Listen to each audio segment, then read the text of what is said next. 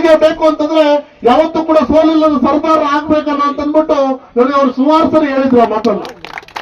ಅಂತ ಒಂದು ಮನಸ್ಸಿಟ್ಕೊಂಡು ಅಂತ ಒಂದು ಭಾವನೆ ಇಟ್ಕೊಂಡು ಬೆಳೆದಂತವರು ದಯಾನಂದ್ ಬಾಬಣ್ಣವರು. ಇಡೀ ಪಂಚಾಯಿತಿಗೆಲ್ಲ ಇಡೀ ತಾಲೂಕಿನಲ್ಲಿ ಅವರ ಅಭಿಮಾನಿಗಳಿದ್ದಾರೆ ಇವತ್ತು. ಅವರು ಅಂತಂದ್ರೆ ಸರಳ ಸಜ್ಜನಿಕೆ ಜೀವಿ ಅಂತಕ್ಕಂಥದ್ದು ಎಲ್ಲರಿಗೂ ಗೊತ್ತು. ನಮಗೆ ಹತ್ತಿರವಾಗಿ ಒಂದು ಮಾತಾಡ ಹೇಳ್ತಿದ್ರು, ಚುನಾವಣೆಗಳು ಬಂದಾಗ ಪಾಪ ಶಾಸಕರೆಲ್ಲ ಇರ್ತಾರೆ, ಅವ್ರ ಮುಖಂಡರುಗಳೆಲ್ಲ ಇರ್ತಾರೆ, ನಮಗೆ ಜವಾಬ್ದಾರಿಯನ್ನ ಕೊಟ್ಟಿರ್ತಾರೆ. ಆ ಜವಾಬ್ದಾರಿಯನ್ನು ನಾವು ಚಾತುಲ್ ತಪ್ಪದೆ ನಿಭಾಯಿಸಿ ಅವರನ್ನ ಗೆಲುವಿಗೆ ನಾವು ಕಾರಣರಾಗಬೇಕನ್ನ. ಆದ್ರೆ ಅವರಿಗೆ ನಾವು ಬೆನ್ನೆಲುಬಾಗಿ ನಿಲ್ಬೇಕು, ಯಾವುದೇ ಕಾರಣಕ್ಕೂ ನಮ್ಮಿಂದ ಅವ್ರಿಗೆ ಚ್ಯುತಿ ಬರಬಾರದು, ಆ ರೀತಿ ನಾವು ನಡ್ಕೋಬೇಕು ಅಂತೇಳಿ ಕೆಲವು ಮಾತುಗಳನ್ನು ಆಗಾಗ ನಮ್ಗೆ ಹೇಳ್ತಾ ಇದ್ರು. ಅದೇ ದಾರಿಯಲ್ಲಿ ಅವರ ಅಭಿಮಾನಿಗಳು, ಅವ್ರ ಸ್ನೇಹಿತರು, ಇವತ್ತೇನು ತಂಡಗಳಿದೆ ಅದು ಇವತ್ತು ಕೂಡ ಅವರ ಒಂದು ವಿಶ್ವಾಸ, ನಂಬಿಕೆ, ಪ್ರೀತಿಯನ್ನ ಇಟ್ಕೊಂಡು ಬಂದಂತವು ಈ ಜನ ಅಂತಕ್ಕಂಥ ಮಾತನ್ನು ನಾನು ಹೇಳ್ತೇನೆ.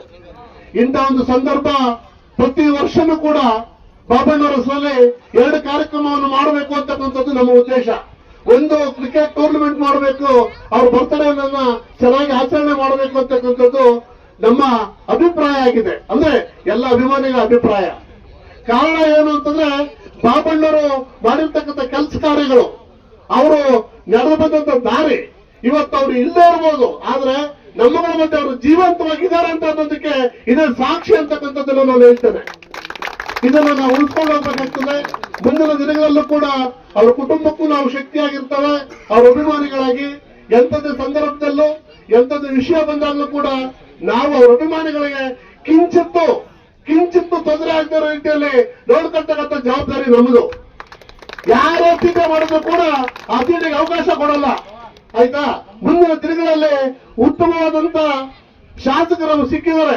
ನಾವೆಲ್ಲರೂ ಕೂಡ ಒಗ್ಗಟ್ಟಾಗಿ ಉರುಪಿನಿಂದ ಮುಂದೆ ಕೆಲಸ ಮಾಡಿ ಒಂದು ಹೆಜ್ಜೆ ಮುಂದೆ ಅಂತ ಹೇಳಿದ್ರೆ ಶಾಸಕರಿಗೆ ಎಷ್ಟು ಅಭಿಮಾನ ಬಾಬಣ್ಣವ್ರಿಗಿತ್ತು, ಬಾಬಣ್ಣವ್ರ ಮೇಲೆ ಶಾಸಕರಿಗೆ 2ರಷ್ಟು ಅಭಿಮಾನ ಇತ್ತು ಅಂತಕ್ಕಂಥ ಮಾತನ್ನ ಈ ಸಂದರ್ಭದಲ್ಲಿ ಹೇಳ್ತಾರೆ.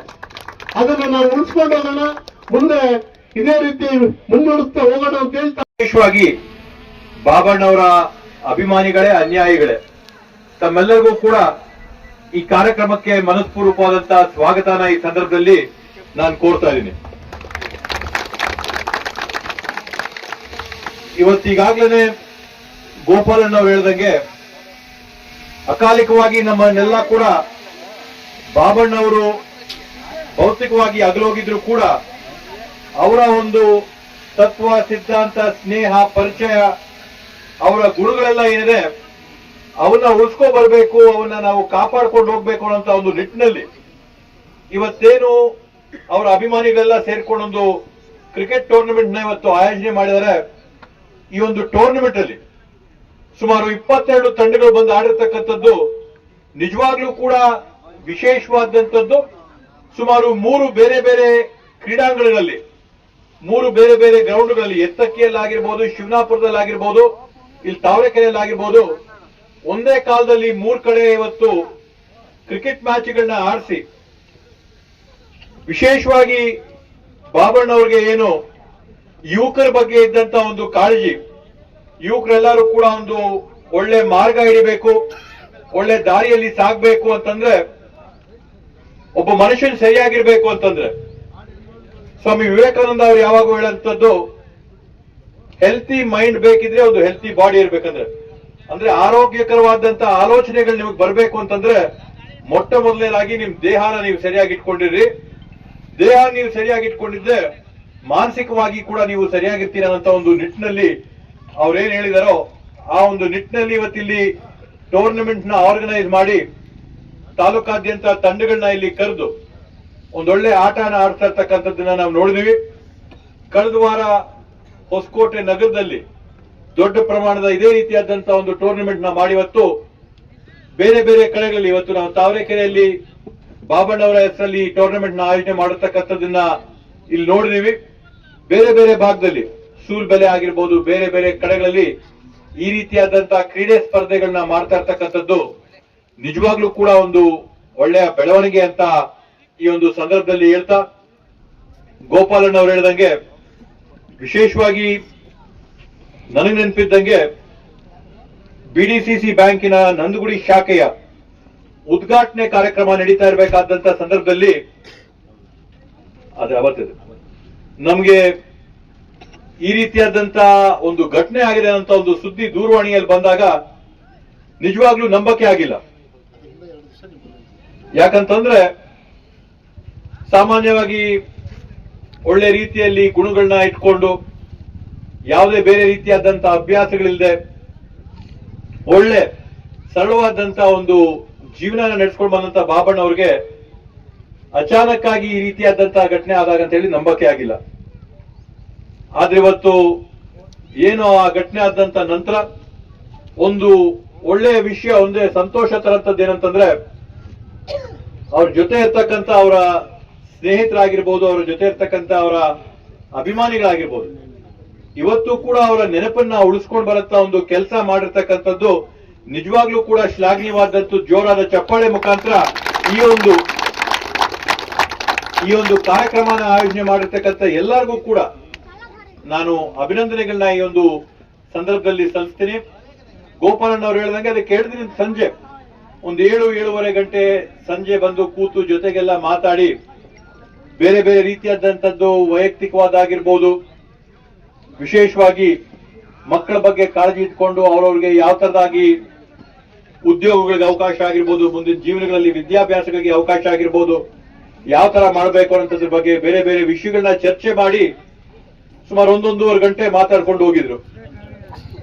ಆದ್ರಿಂದ ಇವತ್ತು ಒಂದ್ ಮಾತು ಹೇಳಂತಂದ್ರೆ, ದೇವರು ಹಣೆ ಬರ ಎಷ್ಟು ಬರ್ದಿರ್ತಾನೋ ಅಷ್ಟೇನೆ. ದೇವ್ರು ನಮ್ಗೆ ಎಷ್ಟು ದಿನ ಅನ್ನದ ಋಣ, ಉಪ್ಪಿನ ಋಣ ಅದನ್ನ ಎಷ್ಟು ದಿನ ಕೊಟ್ಟಿರ್ತಾನೋ ಅಷ್ಟೇ ನಮ್ಗೆ. ಇನ್ನ ಏನ್ ಸಾಧನೆ ಮಾಡಿದ್ರು, ಎಷ್ಟು ಕೋಟಿಗಳಿದ್ರು, ಲಕ್ಷಗಳಿದ್ರು ಕೂಡ, ಎಷ್ಟೇ ಎಕರೆ ಭೂಮಿ ಇದ್ರು ಕೂಡ ಆ ದೇವರು ಕೊಟ್ಟಿದ್ ಋಣ ಅಷ್ಟೇನೆ ನಮ್ಗಿಲ್ಲಿ ಭೂಮಿ ಮೇಲೆ ನಮ್ ಜೀವ ಇರ್ತಕ್ಕಂಥದ್ದು. ಗೋಪಾಲಣ್ಣ ಅವ್ರು ಹೇಳ್ದಂಗೆ ಆ ದಿನ ಎಷ್ಟು ದಿನ ಇರ್ತೀವೋ ನಾವು, ಎಷ್ಟು ಜನ ಜೊತೆ ಸ್ನೇಹ ಬೆಳೆಸ್ತೀವಿ, ಸಂಪರ್ಕ ಬೆಳೆಸ್ತೀವಿ, ಎಷ್ಟು ಜನಕ್ಕೆ ಒಳ್ಳೇದ್ ಮಾಡ್ತೀವಿ, ಯಾರಿಗೂ ಕೂಡ ಕೆಟ್ಟದ್ ಬಯಸದೆ ಎಲ್ಲರಿಗೂ ಕೂಡ ಹಿತ ಮಾಡ್ಕೊಂಡು ಹೋಗಂತದ್ದು ನಮ್ಮೆಲ್ಲರ ಜವಾಬ್ದಾರಿ ಆಗಿರ್ಲಿ.